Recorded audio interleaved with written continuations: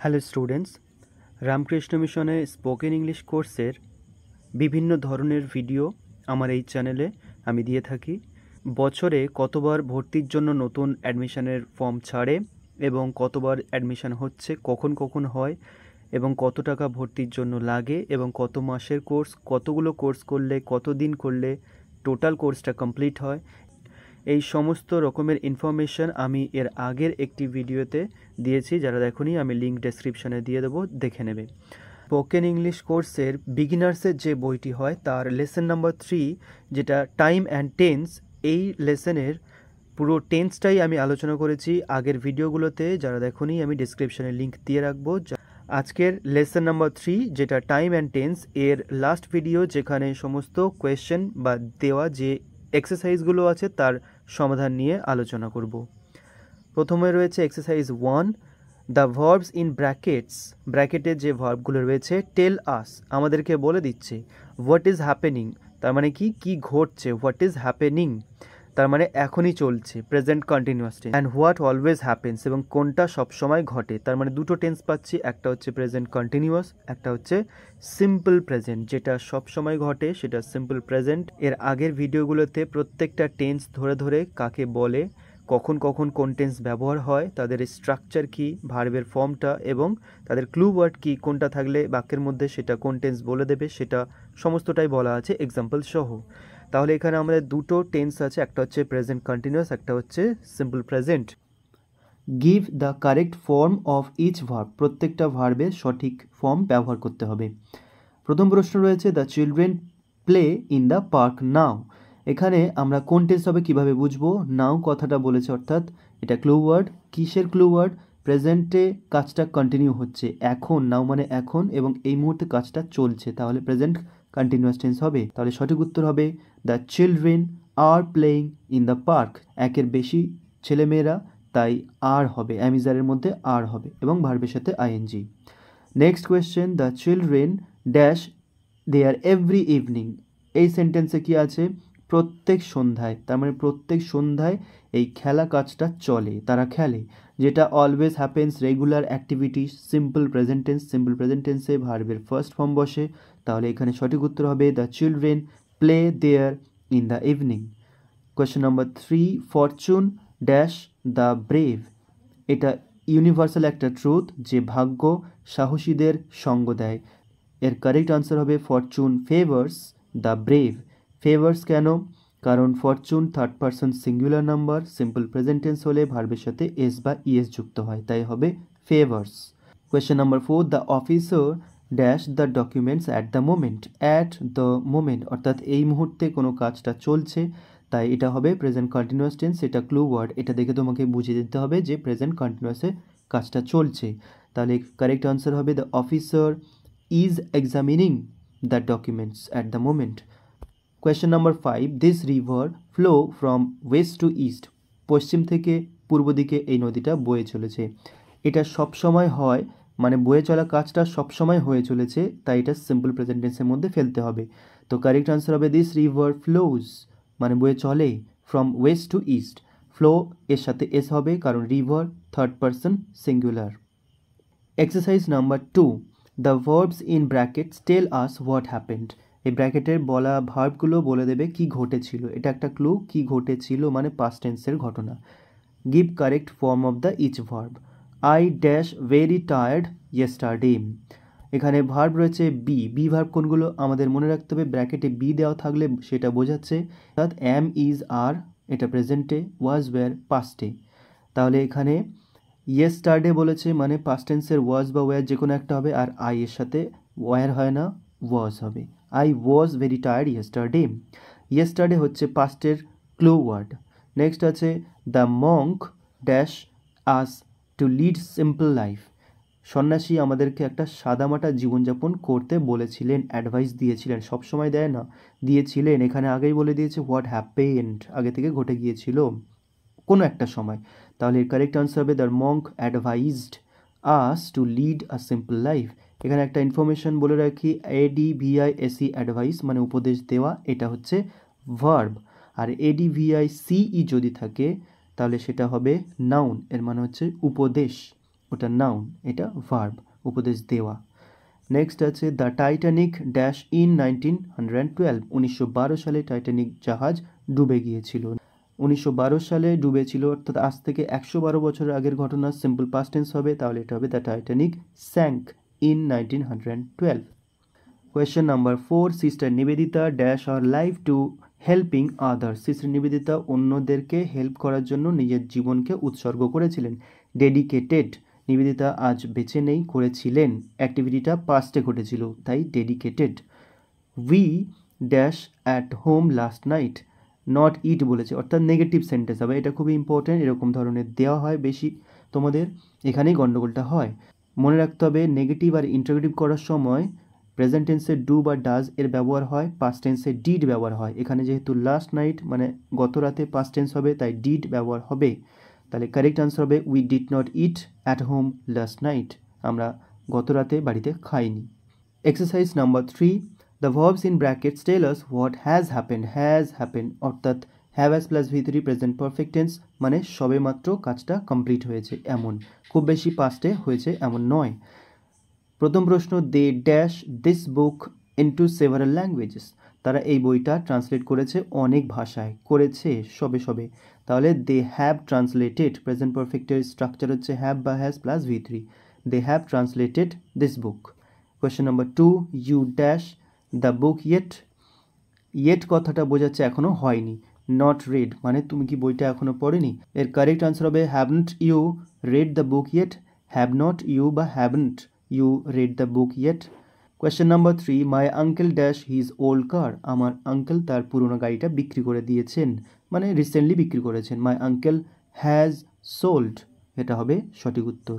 Question number 4, he dash a new car yet, সে এখনও নতুন কার কেনেনি, বিক্রি করে দিয়েছে পুরনোটা, নতুন কার এখনও কেনেনি। তাও তো এটাও প্রেজেন্ট পারফেক্ট টেন্স হবে, তাহলে এখানে হবে হি হ্যাজ নট বট।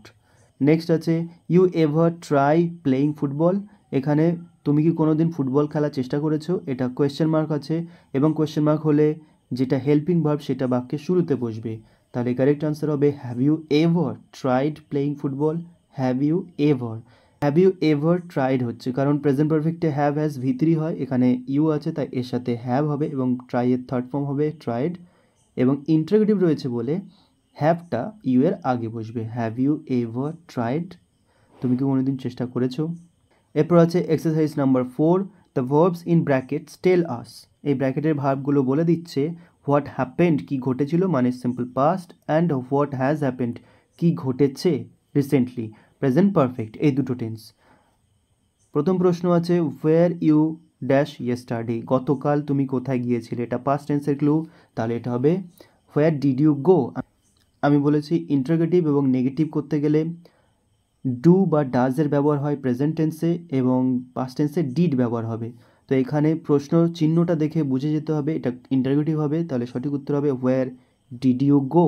আর ডিডটা যেহেতু ডু এর পাস্ট টেন্স ভার্বের সেকেন্ড ফর্ম, তাই গো এর পাস্ট টেন্স ওয়েন্ট আর করতে লাগবে না। অনেকে ডিড ইউ ওয়েন্ট করতে চাইবে, কারণ সিম্পল পাস্ট টেন্সে ভার্বের সেকেন্ড ফর্ম ব্যবহার হয়, গো এর সেকেন্ড ফর্ম ওয়েন্ট বসাবে, কিন্তু ডিডটা এই পাস্ট টেন্স বুঝিয়ে দিচ্ছে, তাই গোটাও ওয়েন্ট করতে হবে না, ডিড ইউ গো হবে। নেক্সট আছে আনটিল নাও, এখনো পর্যন্ত he never dash me good morning, সে আমাকে উইশ করেনি, এখনো হয়নি মানে প্রেজেন্ট পারফেক্ট টেন্সের মধ্যে পড়ছে, he has never wished me. Next আছে you not pay your tuition fees yet, তুমি কি তোমার টিউশন ফিজ এখনও দাওনি, এটা হচ্ছে প্রেজেন্ট পারফেক্টের ইন্টারোগেটিভ হবে। প্রেজেন্ট পারফেক্টের ইন্টারোগেটিভ হলে হেল্পিং ভার্ব যেটা হ্যাভ হ্যাজ সেইটা আগে বসবে, তাহলে এখানে সঠিক উত্তর হবে have you not paid your tuition fee yet, have you not paid. Question number 4, he dash in the Bangladesh war of 1971, Bangladesh যুদ্ধে 1971 সে যুদ্ধ করেছিল, তাহলে পাস্ট টেন্স হি ফট হবে সঠিক উত্তর। Question number 5, the post just arrive, just এটা হচ্ছে ক্লু ওয়ার্ড, কিসের ক্লু ওয়ার্ড, সবে মাত্র কাজটা শেষ হয়েছে, আর রিসেন্টলি কোনো কাজ শেষ হওয়া বোঝালে প্রেজেন্ট পারফেক্ট টেন্স হবে, তার স্ট্রাকচার হচ্ছে হ্যাভ বা হ্যাজ প্লাস ভি থ্রি, তাহলে এখানে দ্য পোস্ট সিঙ্গুলার তাই হ্যাজ প্লাস ভি থ্রি হবে, the post has just arrived, এটা হবে সঠিক উত্তর।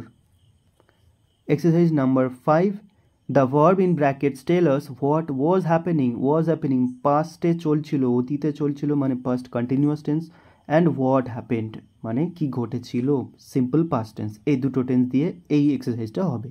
প্রথম প্রশ্ন রয়েছে as I dash the house my friend dash.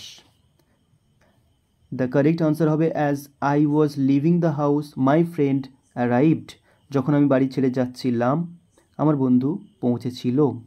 Next আছে Ram stroll in the garden while his wife cook the food. অর্থাৎ রাম বাগানে ঘুরছিল, তার স্ত্রী রান্না করছিল। এর কারেক্ট আনসার হবে the Ram strolled in the garden, সে বাগানে ঘুরেছিল, কন্টিনিউয়াস টেন্সটা ব্যবহার হবে।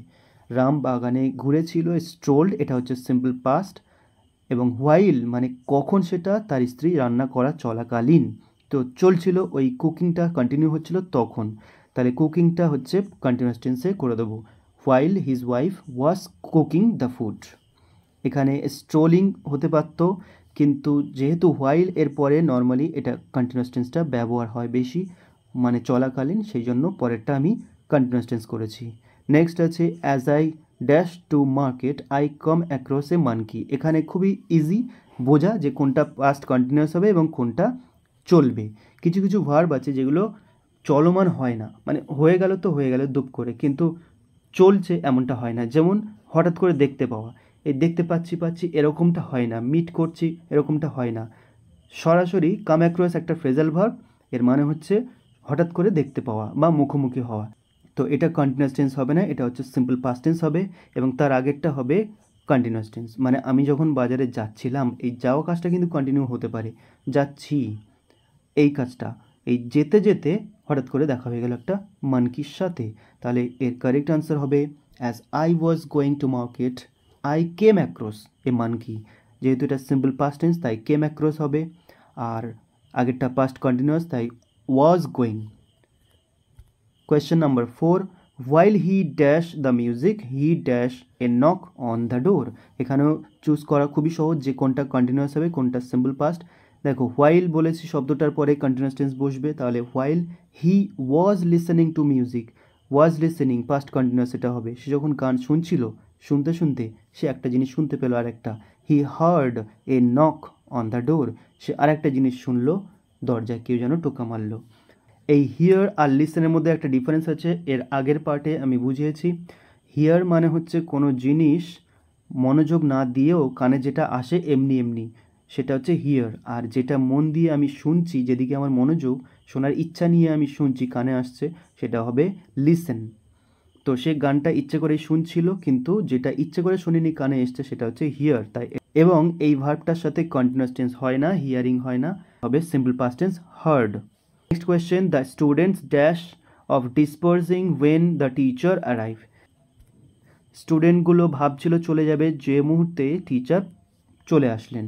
তাহলে অ্যারাইভ ভার্বটা কন্টিনিউয়াস টেন্স হয় না, অ্যারাইভ মানে পৌঁছে যাওয়া, তো পৌঁছাচ্ছি এরকমটা হয় না। গোয়িং হতে পারে আমি যাচ্ছি, কিন্তু পৌঁছে যাওয়া মানে পৌঁছে গেল, এটা কন্টিনিউয়াস হয় না। তাই এটা হচ্ছে সিম্পল পাস্ট টেন্স এবং আগেরটা হবে পাস্ট কন্টিনিউয়াস। কারেক্ট আনসার হচ্ছে কি the students were thinking of dispersing, ছাত্রছাত্রীরা ভাবছিল চলে যাবে, হোয়েন যে মুহূর্তে দ্য টিচার অ্যারাইভড পৌঁছে গেলেন। এরপর আছে এক্সারসাইজ নাম্বার 6। এখানে কি বলেছে rewrite the following sentences using the verbs that are in brackets in the correct form of future tense. এটা হচ্ছে ফিউচার টেন্স দিয়ে ফিল হবে। ফার্স্ট কোয়েশ্চেন রয়েছে I dash tennis all afternoon tomorrow, আগামীকাল সারা দুপুর জুড়ে আমি খেলতে থাকবো। তাহলে এটা হবে ফিউচার কন্টিনিউয়াস টেন্স। এটা কি হবে উত্তর আই উইল বি প্লেয়িং বা I shall be playing tennis all afternoon tomorrow. Next question we dash all night tomorrow, আগামীকাল সারা রাত জুড়ে আমরা ট্রাভেল করতে থাকবো। We shall be travelling all night tomorrow, we shall be travelling. Next question my wife dash at the station to meet me, আমার স্ত্রী স্টেশনে অপেক্ষা করতে থাকবে আমার জন্য। My wife will be waiting at the station to meet me, এই সবগুলো ফিউচার কন্টিনিউয়াস টেন্স হলো। By this time next year I dash for Australia, এখানে ক্লু ওয়ার্ড হচ্ছে by this time next year. আমরা জানি ফিউচার পারফেক্ট কখন হয়, ভবিষ্যতে কোনো একটা সময়ের আগে বা কোনো একটা কাজের আগে আরেকটা কাজ কমপ্লিট হয়ে যাবে। ফর এক্সাম্পল যদি আমি বলি যে আগামী সপ্তাহের মধ্যে এই রাস্তাটা নির্মাণ হয়ে যাবে, আগামী সপ্তাহ মানে ভবিষ্যতের একটা সময়, তার মধ্যে কাজটা কমপ্লিট হয়ে যাবে, এটা হবে ফিউচার পারফেক্ট টেন্স। এইখানে বলেছে by this time next year, আগামী বছর এই সময়ের মধ্যে আমরা অস্ট্রেলিয়ায় চলে যাব। তো এখানে হবে ফিউচার পারফেক্ট, তার স্ট্রাকচার কি, শ্যাল বা উইল, তারপরে হ্যাভ প্লাস V3। তাহলে কারেক্ট আনসার হবে by this time next year I shall have left for Australia, অস্ট্রেলিয়ার জন্য রওনা হব। Question number 5, he dash the house before summer, গ্রীষ্মের আগে বাড়িটা কনস্ট্রাক্ট করে নেবে, একই সেন্টেন্স রয়েছে মানে future perfect tense. Correct answer হবে he will have constructed the house. Next আছে by this time next year, একই রকম আছে এই তিনটেও। ইউ ড্যাশ ইউর এক্সামিনেশন, তাহলে এটা ফিউচার পারফেক্ট টেন্স, এখানে হবে by this time next year you will have taken your examination. Next আছে we dash the house before you get back, তুমি আসার আগে আমরা বাড়ি ছেড়ে যাব। এখানেও তাই ভবিষ্যতে একটা কাজ এর আগে একটা কাজ হয়ে যাবে, দুটো জিনিস হয়, ভবিষ্যতে কোনো সময়ের আগে একটা কাজ হয়ে যাচ্ছে বা ভবিষ্যতে কোনো আরেকটা কাজের আগে আরেকটা কাজ হয়ে যাবে, সেটা হবে ফিউচার পারফেক্ট টেন্স। এখানে কারেক্ট আনসার হবে we shall have left the house before you get back, তুমি ফেরার আগে আমরা বাড়ি হয়তো ছেড়ে চলে যাব। Question number 8, when we see you again we dash the new car, মানে যখন আবার দেখা হবে ততক্ষণ একটা নতুন কার কিনে ফেলবো, এটাও তাই আছে ফিউচার পারফেক্ট, তাহলে কারেক্ট আনসার হবে we will have bought a new car. Question number 9, he finished the building of the house before summer, before by the time, by বা বিফোর এসব থাকবে ফিউচারে কোনো একটা সময়ের আগে হয়ে যাওয়া বোঝানোর জন্য, তাহলে এটাও ফিউচার পারফেক্ট টেন্স। এর কারেক্ট আনসার হবে he will have finished the building. Question number 10, the birds fly away before winter comes, শীতকাল আসার আগে পাখি উড়ে চলে যাবে, তাহলে এটাও তাই আছে ফিউচার পারফেক্ট টেন্স, শীতকাল আসেনি এখনও, তার আগে চলে যাওয়া কাজটা কমপ্লিট হবে, তাহলে ফিউচার পারফেক্ট টেন্স হবে the birds will have flown away. Question number 11, the teacher dash in a few minutes, কয়েক মিনিটের মধ্যেই টিচার আসছেন, ফিউচার ইনডিফিনাইট টেন্সও বলতে পারি, the teacher will arrive in a few minutes, কয়েক মিনিটের মধ্যে টিচার আসবেন। নেক্সট আছে I dash out when the rain stops, এটা ফিউচার ইনডিফিনাইট টেন্স বলতে পারি, আই উইল বা I shall go out when the rain stop, যখন বৃষ্টি থামবে তখন আমি যাব।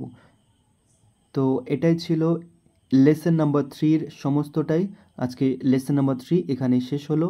এরপরে তোমাদের আরও ডিম্যান্ড যদি কমেন্ট দেখি তাহলে সেই সমস্ত লেসনের উপরে আমি ভিডিও নিয়ে আসবো। Thank you so much for watching, stay connected to get more contents about learning English and also let me know what is your need so that I may make videos lessons on your requirements.